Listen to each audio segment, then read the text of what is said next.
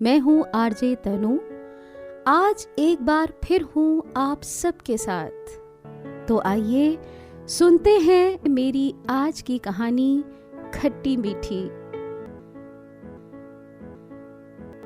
शाम के लगभग 7:30 बज रहे थे। बाहर अंधाधुंध बारिश हो रही थी।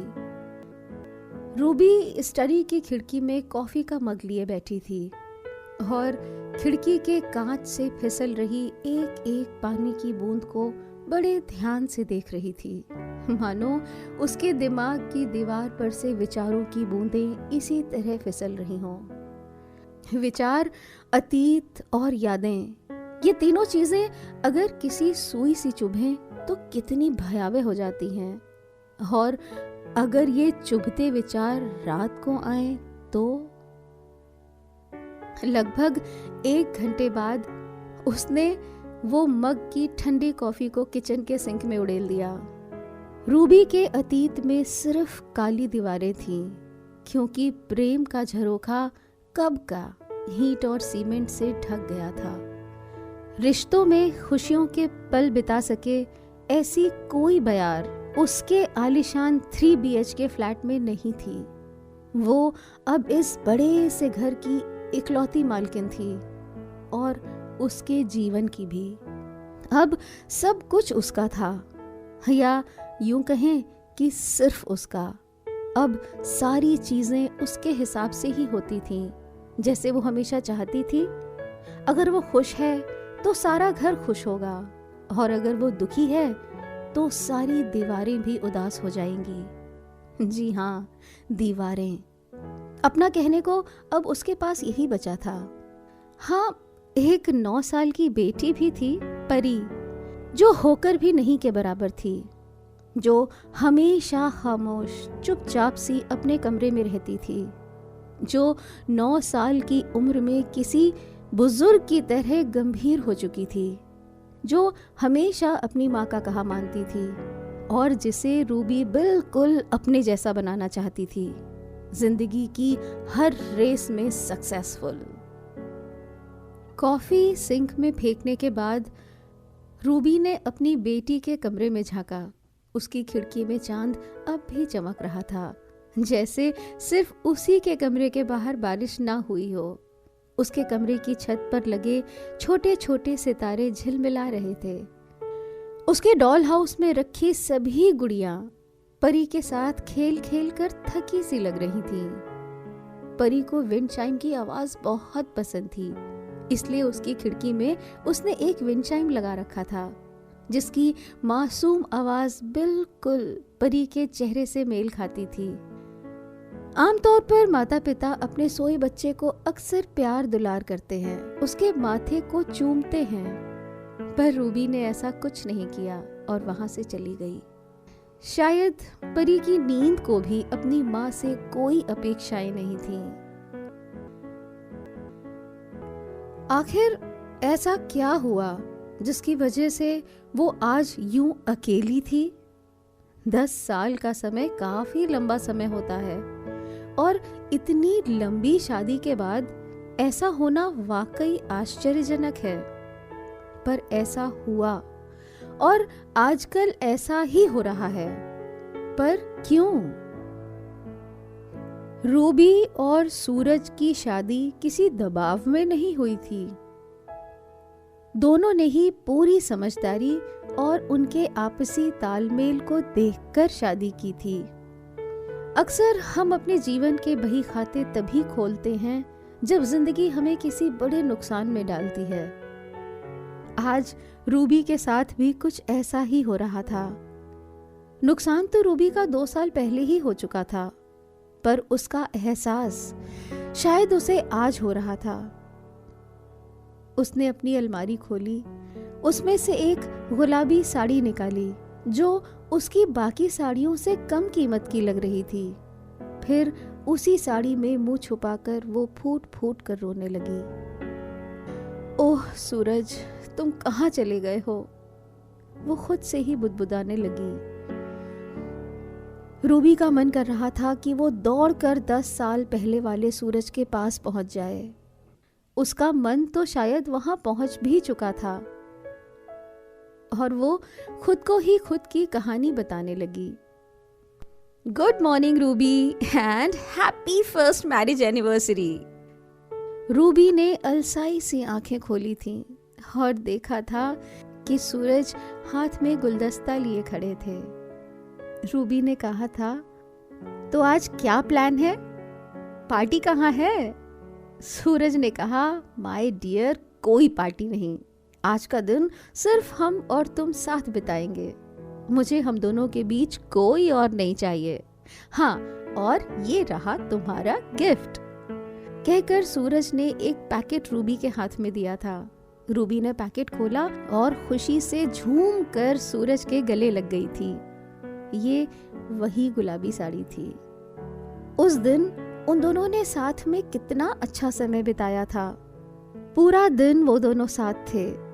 उस रात छत पर खुले आसमान के नीचे तारों को देखते कब सुबह हो गई उन दोनों को पता ही नहीं चला।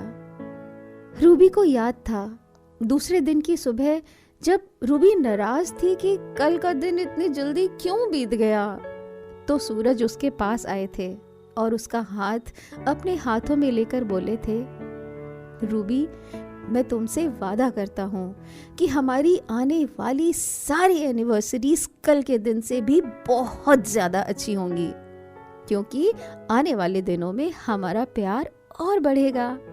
रूबी, मैं तुम्हारे साथ उम्र का हर पड़ाव, हर सुख दुख देखना चाहता हूँ। अपने जीवन की हर शाम तुम्हारे ही साथ गुजारना चाहता हूँ। तुम मेरा साथ दोगी ना? इतना कहकर सूरज ने अपना हाथ आगे बढ़ाया था और रूबी ने हामी भरने के लिए अपना हाथ उसके हाथ पे रख दिया था। रूबी अभी भी उस साड़ी से बातें कर रही थी। कहाँ हो सूरज? तुम कहाँ हो? आज हमारी शादी की 10th एनिवर्सरी है। आज तुम्हारे हाथों की छुअन की कमी महसूस हो रही है मुझे फिर से अपनी रूबी बना लो सूरज। और उस साड़ी में वो सूरज के हाथों का स्पर्श ढूंढने लगी। तभी उसे साड़ी के आखिरी तह में सूरज का एक ग्रीटिंग कार्ड मिला जिस पर लिखा था, I love you my dear Ruby. उसकी भावनाओं के समंदर में अचानक कई सारे भंवर पड़ गए। कितना निर्मल, स्वच्छ और शीतल प्रेम था, किसी झरने की तरह। पता नहीं इसकी निर्मलता कैसे छिन गई। उन्हें एक दूसरे के साथ कितना अच्छा लगता था, फिर वो अलग कैसे हो गए?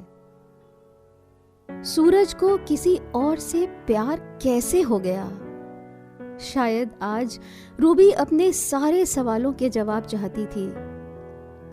हमें अपनी गलतियों का एहसास शायद तभी होता है जब हमारा अपना मन उन्हें हमें बताता है। उसने इन सारे सवालों के जवाब ढूंढने के लिए सारे पुराने फोटो एल्बम्स निकाले। शादी, हनीमून, दूसरे ही साल परी का जन्म, कितने खुश थे वो सब। पर ये क्या? धीरे धीरे रिश्तों में आता खिंचाव और तनाव तस्वीरों में भी नजर आने लगा। एक दिन की बात है, सूरज तेज कदमों से चलता हुआ उसके पास आया था और बोलने लगा, रूबी, कहाँ हो तुम?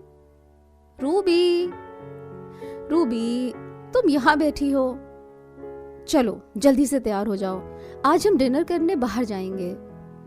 नहीं सूरज, प्लीज, आज मेरा मूड नहीं है। रूबी ने कहा था, घर पर ही कुछ हल्का सा बना देती हूँ ना।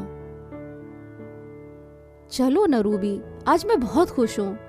मेरे हाथों आज कंपनी को बहुत बड़ा फायदा हुआ है। चलो सेलिब्रेट करते हैं। सूरज ने कहा था। तुम क्यों नहीं समझते सूरज, मेरा मन नहीं है, प्लीज मुझे परेशान मत करो। रूबी बोली। सूरज ने फिर इंसिस्ट किया, चलो ना रूबी, बाहर जाओगी तो तुम्हें भी फ्रेश लगेगा।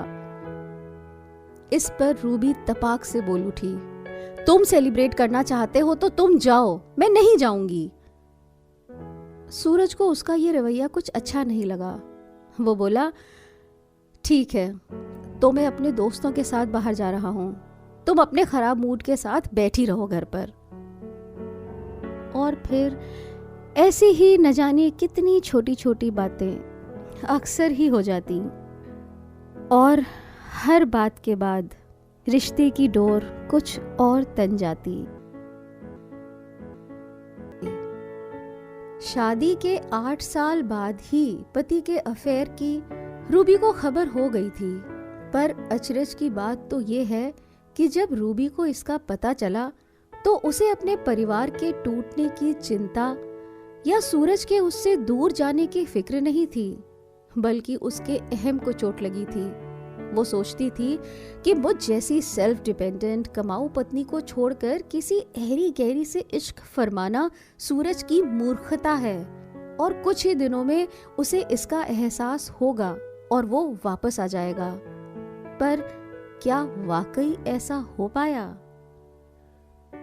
पिछले 2 सालों से रूबी का एक नियम था।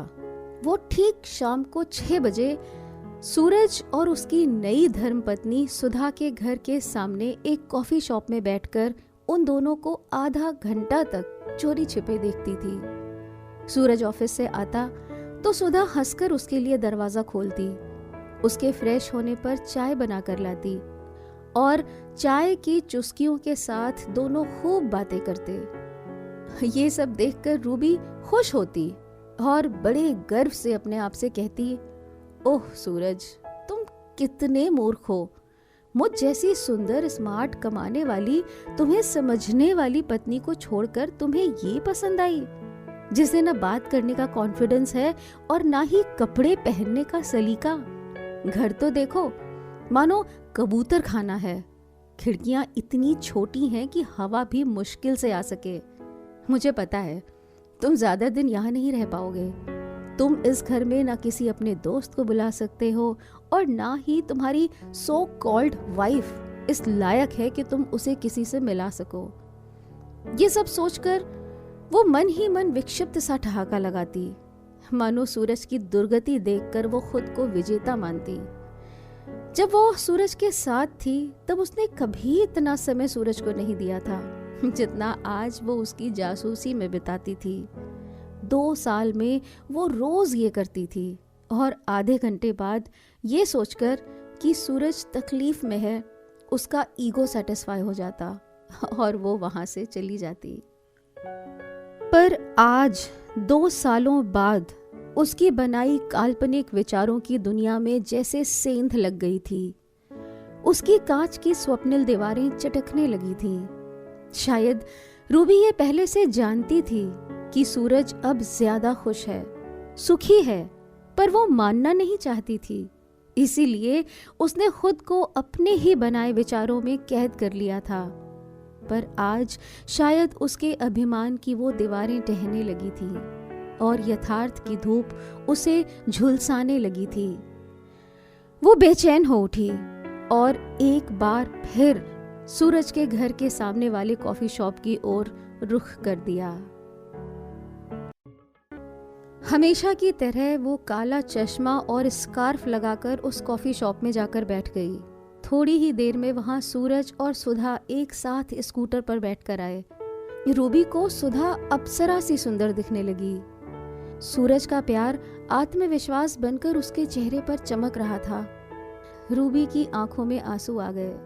उसने अपना काला चश्मा हटाया, आंखें पोंछी और वहां से जाने को उठी ही थी कि सामने से सूरज उसी कॉफी शॉप में आता हुआ दिखाई दिया और सीधा उसके पास आकर बोला, रूबी जरा बैठो, मुझे तुमसे कुछ बात करनी है। तुम सोच रही होगी कि आज तुम्हें देखकर मैं यहाँ आया हूँ, पर ऐसा नहीं है।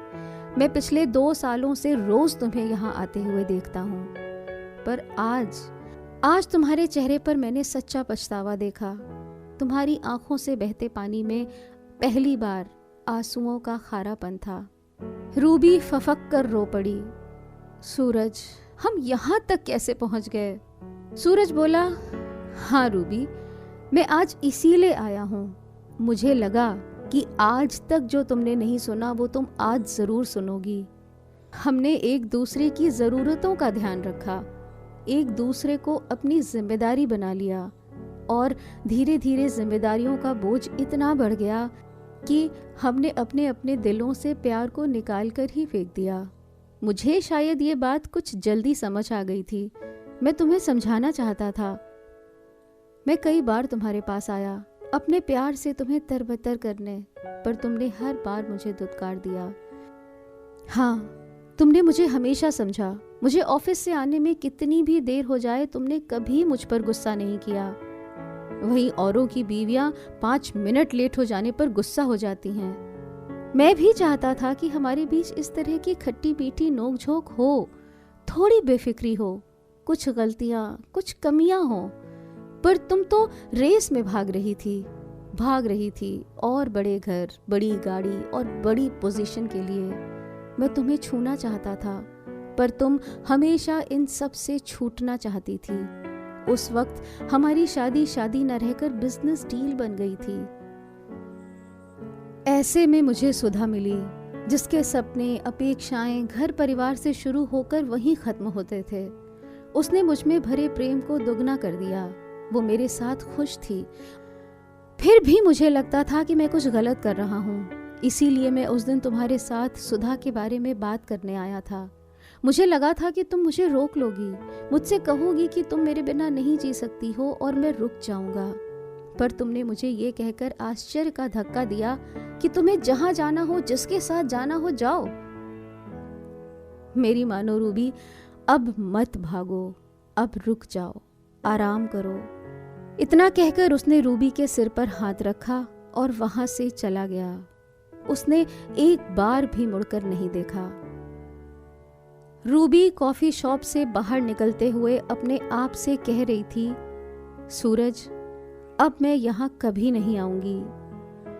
मैं अपनी बेटी को अपने जैसा नहीं बनाऊंगी, उसे बेफिक्री दूंगी, प्यार करना सिखाऊंगी, उसे भविष्य नहीं, उसका वर्तमान दूंगी। मैं हूँ आरजे तनु और ये थी मेरी आज की कहानी खट्टी मीठी। ऐसी ही और प्यार भरी कहानियों को सुनते रहने के लिए सब्सक्राइब कीजिए मेरा YouTube channel love stories by RJ Tanu.